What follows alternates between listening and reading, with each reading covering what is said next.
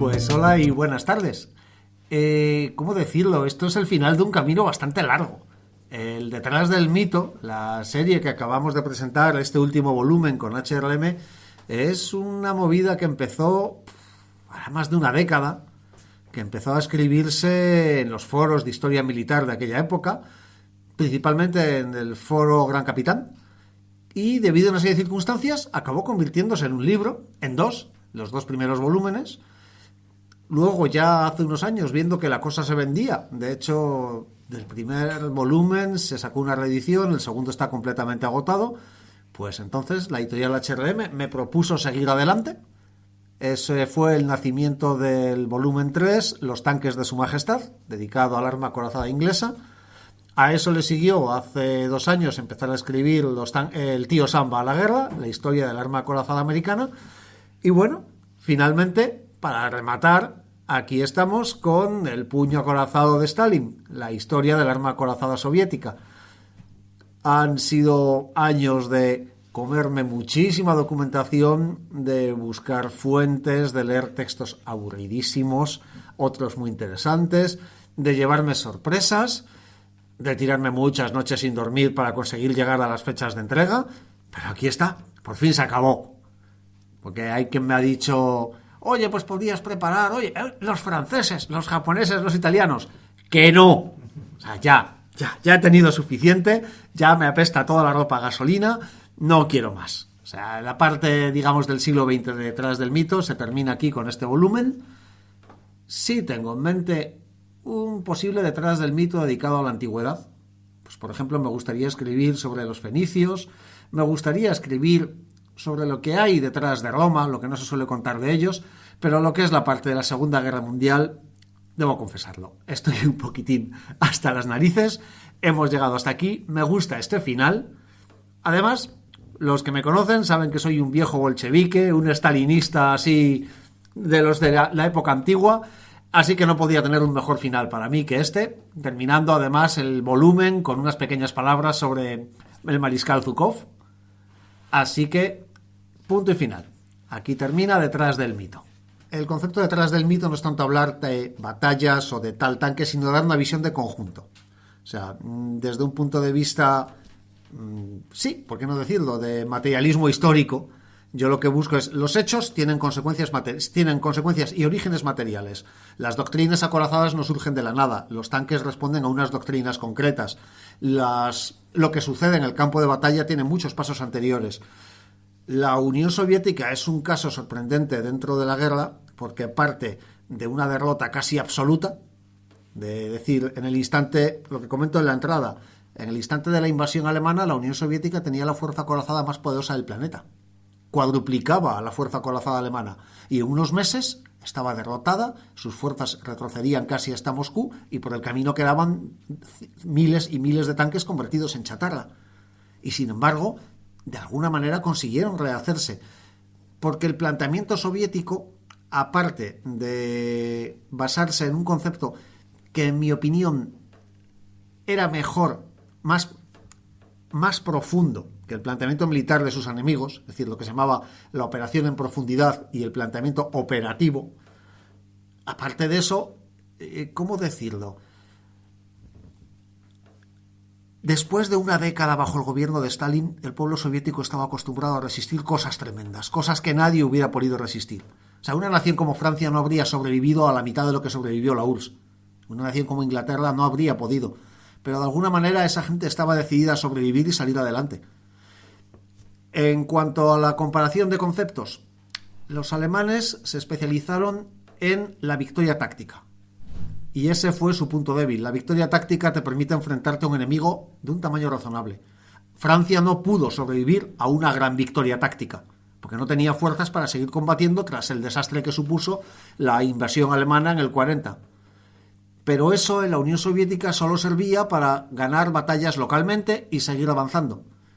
Pero sin un planteamiento operativo serio, sin objetivos estratégicos a la vista, les sucedió lo mismo que a Napoleón. Napoleón avanzaba sin ser vencido, confiando en algún momento los rusos se rendirán.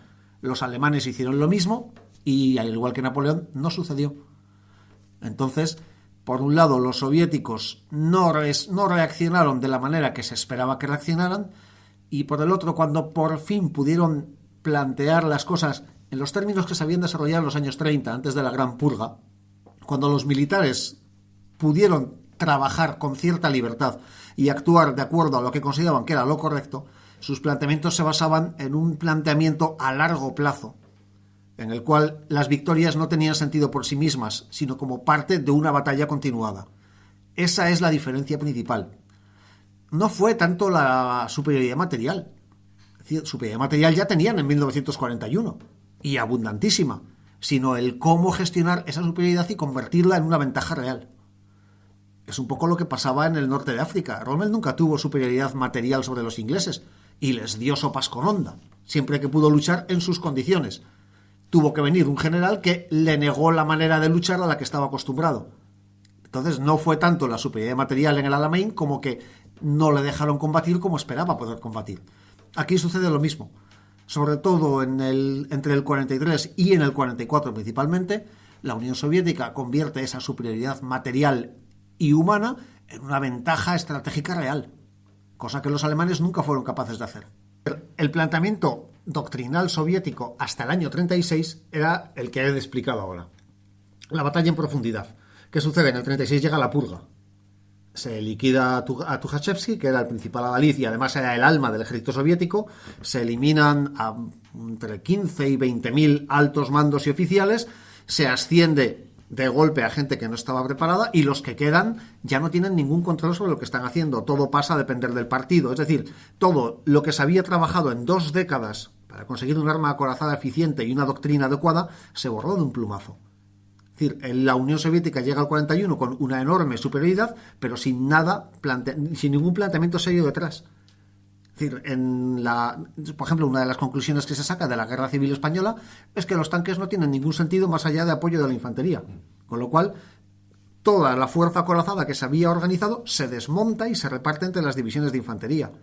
Luego tienes el lastre del comisariado político y de las órdenes caóticas, de la situación estratégica en ese instante, cuando lo que eufemísticamente llamaron el adelantamiento de las fronteras, lo que significa que tus tropas se concentran a cientos de kilómetros donde tenías tus antiguas defensas, y los concentras en terrenos que no conocen, sin haber instalado materiales, ni armamento pesado, ni sistemas de habituallamiento, ni almacenes, que es lo que se encuentran los alemanes.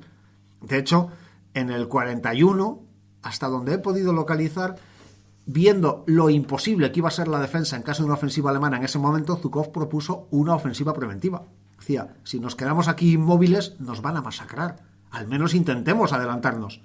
Stalin no quiso hacerlo porque, como sabía que necesitaba un año para estar preparado, esa idea de si no hago nada, puede que pase ese año y estemos preparados. Lo del retraso es una leyenda, no hubo tal retraso. Es decir, Alemania planificó su ofensiva teniendo en cuenta que durante la primavera era imposible porque llueve, y porque las lluvias en la zona de Rusia imposibilitan la guerra.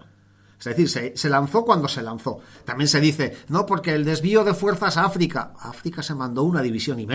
Bueno, los Balcanes, sí, a los Balcanes. Es claro. Tampoco fueron tantas. Claro, son leyendas. La realidad es que el gran problema de la ofensiva alemana es que carecía de un objetivo estratégico real. Es decir, atacamos por todo el frente en 3 frentes, que además se van abriendo a medida que avanzamos, con lo cual la concentración de la fuerza desaparece. El planteamiento del general Halder, el jefe del OKH, era ir a por Moscú. Hubiera sido el único planteamiento sensato, porque el único objetivo que era irrenunciable para los soviéticos era Moscú. Es decir, por Moscú hubieran tenido que luchar con todo lo que tuvieran. No solo por el prestigio político, y porque el hecho de perder la capital puede desmoralizar profundamente a todo el mundo, sino porque Moscú era el centro de toda su red ferroviaria. Todo estaba centralizado en Moscú. Si cae esa ciudad, te quedas sin comunicaciones. Es decir, ese sí era un objetivo estratégico, pero para cuando decidieron ir a por él ya era demasiado tarde. Y al mismo tiempo, el otro gran error alemán es no entender que la distancia no es lo que parece. Si tú dices, de Berlín a París hay esta distancia y se recorre en tanta distancia, a Moscú hay el doble, luego se recorre en el doble de tiempo. No, porque la distancia implica desgaste, implica comunicaciones cada vez más estiradas. Así que los alemanes tienen esa oportunidad en el 41. Realmente tuvieron la oportunidad de una victoria. O sea, su ventana de oportunidad fue el 41 y la desperdiciaron. A partir de ahí ya En el 42 se podría haber llegado a una situación que permitiera una paz negociada. En el 43 todavía podrían haber forzado tablas en el sentido de podemos causar lo suficiente daño como para que nos compense seguir luchando. A partir del 43 ya no hay nada que hacer. Entonces no es tanto la ventaja tecnológica, que no es tanta. O sea, de nuevo hay mucha leyenda en torno al T-34. Es un buen carro para el momento, con una serie de fallos graves que le reducen mucho su capacidad de maniobra, su capacidad táctica, por ejemplo el carecer de radio, el tener una torre para 2 tripulantes. Lo que sí es una sorpresa para los alemanes, sobre todo porque desde el punto de vista unos infrahumanos no deberían haber producido algo de semejante calidad, pero la realidad es que sobre todo la ventaja es táctica. Es decir, las tropas acorazadas soviéticas son lanzadas a la batalla en tromba, sin planificación, en ocasiones. Bueno, aquí comento ante una de las batallas más grandes de la guerra, que tuvo lugar en ese momento, en el Frente Sur, un comisario político decidió deponer por su cuenta al oficial al mando de una brigada acorazada y dirigirle en la batalla, y metió 200 T-34 en un pantano. Es decir, esas son las cosas que te llevan a la derrota, no la ventaja tecnológica o que tus tanques sean mejores o peores. Los pocos oficiales que intentan luchar consiguen buenos resultados porque las tropas son duras. Es un poco lo que viene a decir, si les das la oportunidad, vas a perder. Los alemanes les dieron la oportunidad de reponerse, esa es la clave. Las oportunidades de Alemania habrían pasado por, pues, o lanzarse en tromba hacia Moscú, sin mirar a los flancos, hubieran quizás podido llegar, o lo que tenían previsto en los juegos de guerra que se hicieron antes de Barbarroja. Llegamos a la línea del Dnieper para dar revituallamiento, avanzamos todo lo que podamos hasta octubre y a partir de ahí se toman posiciones y a esperar la primavera. Pero es el intento de, como vamos ganando, seguimos adelante. Que eso les pasa también a los soviéticos más adelante. Pero los soviéticos pueden reponerse, los alemanes no. Nos dices, la tasa de reposición. Alemania se lanza sobre la Unión Soviética con el mismo ejército con el que se ha lanzado sobre Polonia. O sea, no hay mucho más, no han construido mucho más. Se han limitado a dividir las divisiones en 2 para tener el doble de divisiones, pero están actuando como si no hubiera una guerra, no fuerzan la producción, no ponen en marcha toda la maquinaria industrial que han capturado. O sea, tienen la idea de que venceremos igual que hemos vencido antes, en unos meses esto se ha acabado y ya podemos ir a por los ingleses. Entonces no piensan ni a medio ni a largo plazo, piensan siempre al corto plazo. Y esa es su gran desventaja, pensar a corto plazo.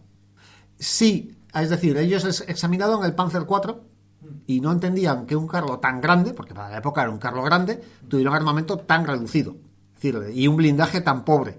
El Panzer IV en esencia era un Panzer III un poco más grande, con un cañón corto que no era muy eficaz más que contra objetivos no muy protegidos y un blindaje que no resistía gran cosa. Entonces los soviéticos no entendían, estaban convencidos de que debía haber algo más. ¿Qué sucede? El T-34 y el KV se construyeron fuera de lo que se había pedido.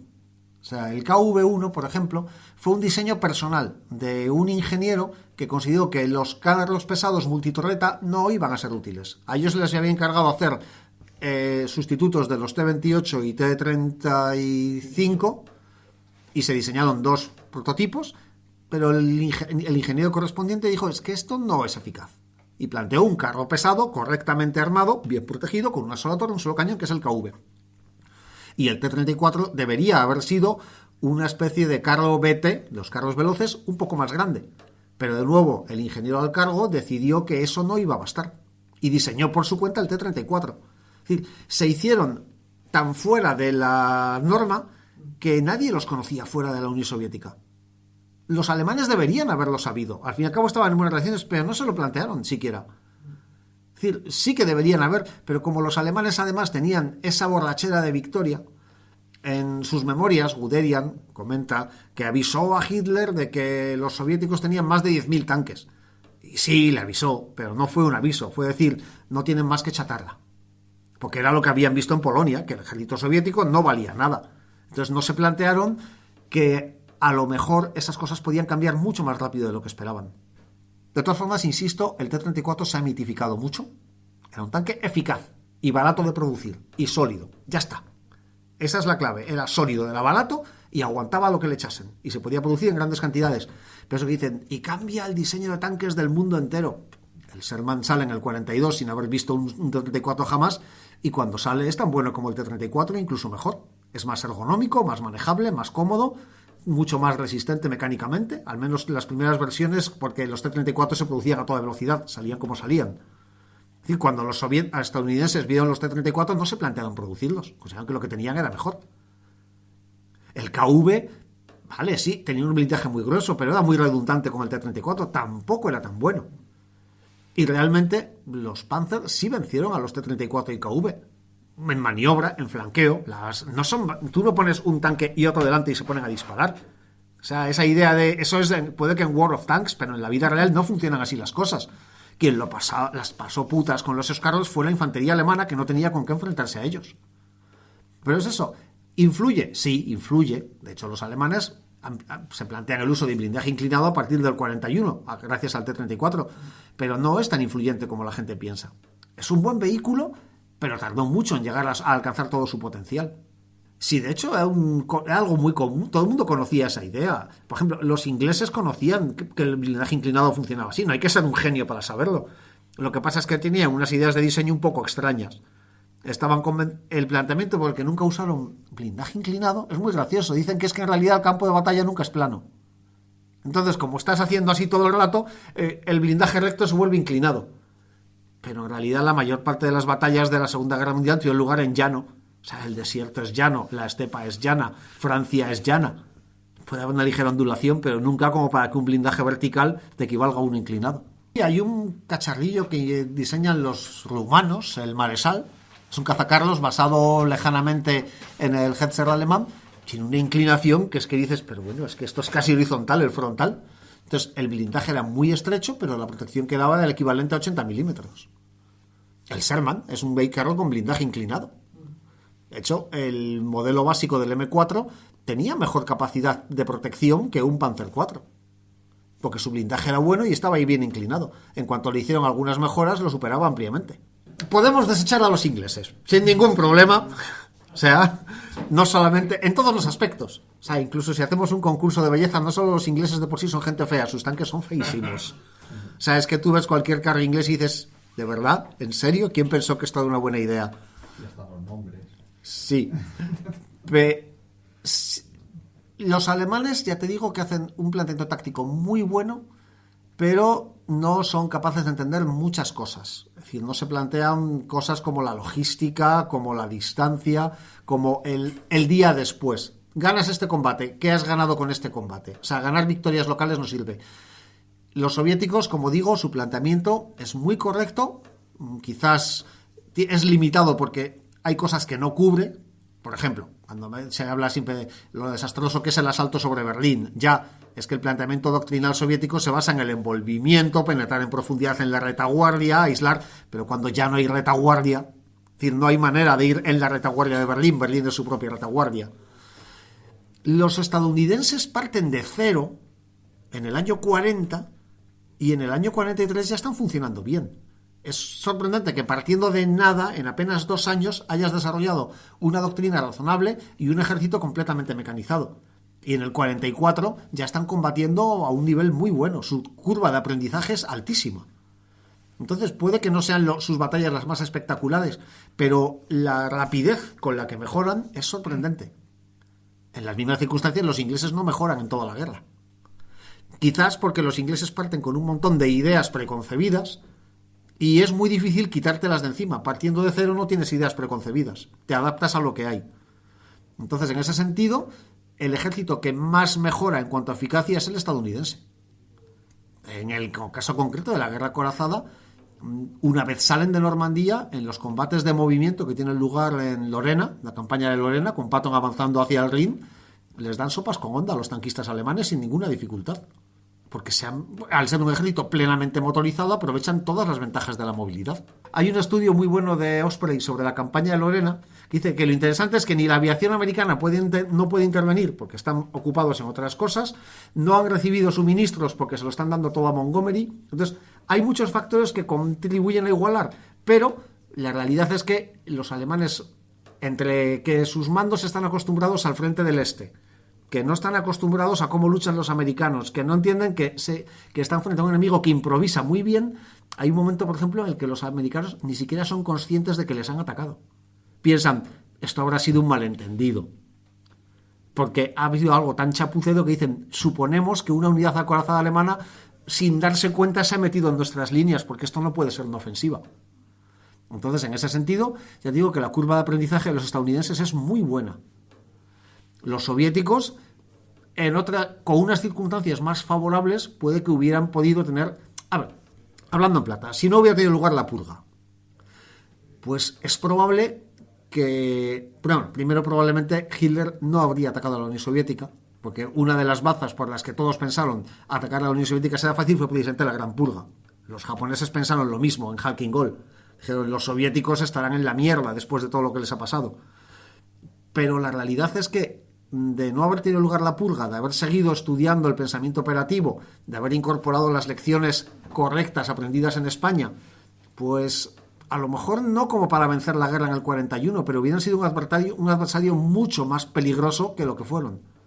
Es decir, el único militar que estuvo en condiciones de combatir fue el jefe del frente de Ucrania y les dio más de un susto, teniendo en cuenta que partía de unas fuerzas atadas de pies y manos, colocadas de mala manera, y aún así consiguió mantener coherencia hasta la batalla de Kiev. Entonces dices, si hubieran tenido libertad operativa, unas buenas fuerzas acorazadas bien adiestradas, no hubieran dispersado los carros por todo el frente y luego los volvemos a amontonar para formar divisiones sin ton ni son y sin el comisariado político respirándoles en la oreja, a ver, es un easy, pero está claro que no habría sido como fue en el 41. O sea, habría sido un duelo mucho más igualado.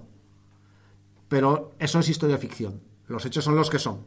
O sea, Stalin él mismo se segó la hierba bajo los pies y convirtió lo que podía haber sido unas fuerzas armadas bien preparadas en un montón de gente armada pero sin organización. Y a partir de ahí tuvieron que reponerse.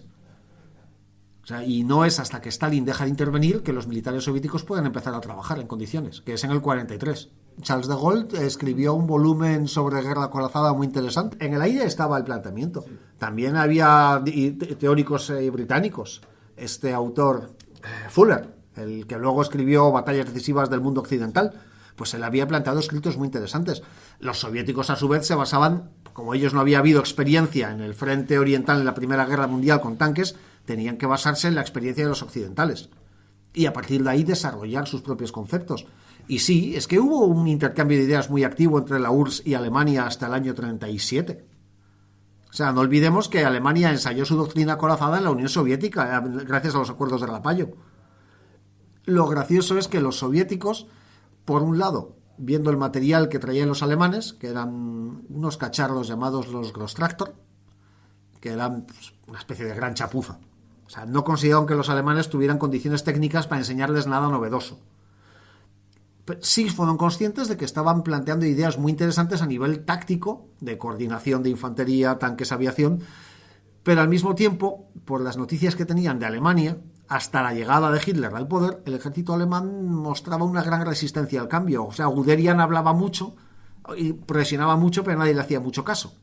Entonces, no se plantearon que en apenas un par de años la doctrina alemana cambiaría tan radicalmente.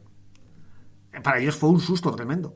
Es decir, Stalin estaba convencido a principios del 40 que en el frente occidental se repetiría lo que había pasado en la Gran Guerra y tendrían tiempo sobrado para prepararse. Cuando de pronto los alemanes entran como un cuchillo en mantequilla y llegan hasta el canal, es cuando les entra el pánico. Entonces sí, Guderian y los propios soviéticos también estudiaban los textos alemanes. O sea, es intercambio de ideas, eso es muy fructífero.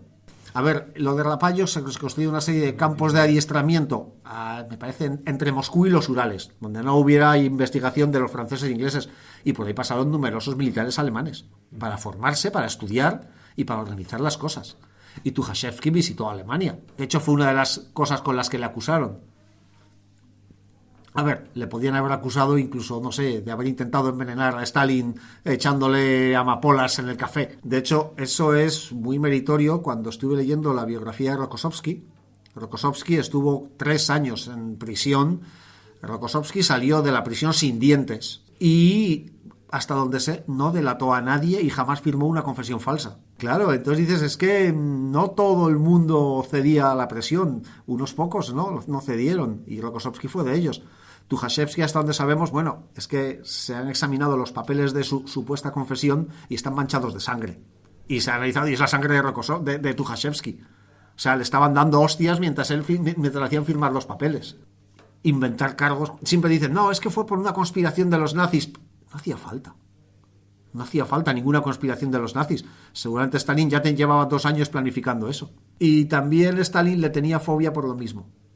Tukhachevsky opinaba que la intervención de Stalin en la guerra contra Polonia había sido muy negativa. Ahí yo discrepo con él. Y aunque, digamos, Stalin nunca olvidaba esas cosas. Era un señor con mucha memoria. Es un poco como lo que decía Kennedy: perdona a tus enemigos, pero recuerda dónde viven. Entonces, ahí, por ejemplo, Tukhachevsky acusa a Stalin de no haberle apoyado adecuadamente. El planteamiento de Stalin en esa guerra era correcto desde mi punto de vista, porque estaba haciendo Tukhachevsky lo de avanzar y olvidarnos de que hay una cosa llamada distancia, que es uno de los motivos por los que su derrota frente a Varsovia era inevitable. Es decir, no esperaba resistencia y en consecuencia seguía avanzando. ¿Y si resisten, qué haces? Entonces, en ese sentido, puede que Tukhachevsky se equivocase y Stalin tuviera razón. Pero en cualquier caso, es decir, la organización del Ejército Rojo en la guerra civil es un poco caótica, porque es lo que tú has dicho antes, es una guerra civil. O sea, estás luchando una guerra civil y al mismo tiempo lanzas una invasión contra otro país. Es un poquitín problemático. Entonces, en ese sentido, ahí no tengo muy claro cómo debían haber actuado. Afortunadamente actuaron de la manera que actuaron y fueron vencidos.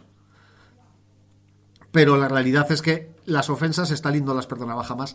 Y había otro motivo, también lo comento aquí. Si habéis leído a Fuller, Fuller te presenta a Tukhachevsky como una especie de Atila. Habla de que era una especie de bárbaro, salvaje, sediento de sangre, enemigo de la civilización. Zhukov habla de otra persona. Habla de un oficial muy capaz, un hombre con unas ideas modernas, muy dinámico y sobre todo que contagiaba entusiasmo. Era un hombre relativamente joven. Entonces, ser mariscal a los 40 años estaba mucho más cerca de los jóvenes oficiales que de los mandos anquilosados o de los grandes jefes. Tenía carisma. Y eso es algo que Stalin temía como un nublado. El carisma era lo que más temía. Entonces, Tukhachevsky tenía todas las cartas para ser ejecutado, asesinado, torturado. Simplemente esperó el tiempo suficiente como para que se confiara. La prueba de cómo cambiaron las cosas es que no le hizo lo mismo a Zhukov. Porque fue consciente de que si hago ejecutar a Zhukov, puede que yo sea el siguiente ejecutado. Pues a ver, Zhukov sobrevivió a Stalin, trabajó con Khrushchev, en un momento dado fue cesado como ministro de defensa por intrigas de Konev. El propio Zhukov recomendó que Konev fuera su sucesor, así que no debía ser un hombre demasiado rencoroso. Vivió hasta los años 70. No, a ver, lo que pasó fue que se le acusó de apropiarse de bienes, de conspirar contra el Estado y de pretender un golpe militar. Sufrió un infarto, no debía esperarse semejante situación, y consideraron que ya estaba neutralizado, le dieron un mando secundario y ya está. Cuando publicó sus memorias, Stalin ya había muerto y sin embargo no habla demasiado mal de Stalin. Considera que cometió muchos errores, pero también considera que era el hombre necesario para ganar la guerra. Zhukov no empieza a destacar como oficial hasta Khalkhin Gol y porque Tukhachevsky se fijó en él. Era muy frío y muy intelectual. Era la típica persona que calcula bien. Siempre dicen que era despiadado con sus hombres. No, vamos a ver. Era ahorrador, en el sentido de... Hay una frase suya que dice: el soldado es una moneda valiosa, no hay que desperdiciarlo. Ahora, si él consideraba que el objetivo era valioso, entonces sí. Decía que lo que era absurdo era desperdiciarlo en objetivos secundarios. Hay otra frase suya que aquí traduje, que viene a ser: si los alemanes defienden un sector del frente con campos minados, atacaremos igualmente por ahí. Las bajas que sufrirá nuestra infantería no serán mayores que las que sufrirían si se enfrentasen a posiciones con artillería. Y es cierto que los soldados que sirvieron bajo sus órdenes, incluso 20, 30 años después, si le veían por las calles, se cuadraban y saludaban. Y se sentían orgullosos de haber servido a sus órdenes. De hecho, hay una anécdota cuando Brezhnev, Zhukov llegó a conocer el gobierno de Brezhnev. Brezhnev se otorgó no sé cuántas medallas, según se nombró premier, porque quería tener más condecoraciones que Zhukov. Zhukov es el soldado más condecorado de la guerra. Y se otorgó no sé cuántas órdenes de la victoria y tal. Y creo recordar que le desautorizó para lucir sus condecoraciones, para llevar su uniforme de mariscal. Pero bueno, como iba a celebrarse el aniversario de la guerra, de la victoria, se le invitó al banquete. Entró Brezhnev, entró Zhukov con un uniforme gris, sin sus medallas, y todo el mundo le reconoció. Y delante de Brezhnev se pusieron en pie y empezaron a corear su nombre. A golpear con el pie en el suelo y a corear su nombre. Eso es decir, Él es el que ha ganado la guerra, no tú. Entonces, incluso Eisenhower llega en sus memorias a decir: el vencedor de la Segunda Guerra Mundial es el mariscal Zhukov. Y hasta donde sé, a nivel personal mantuvieron buenas relaciones.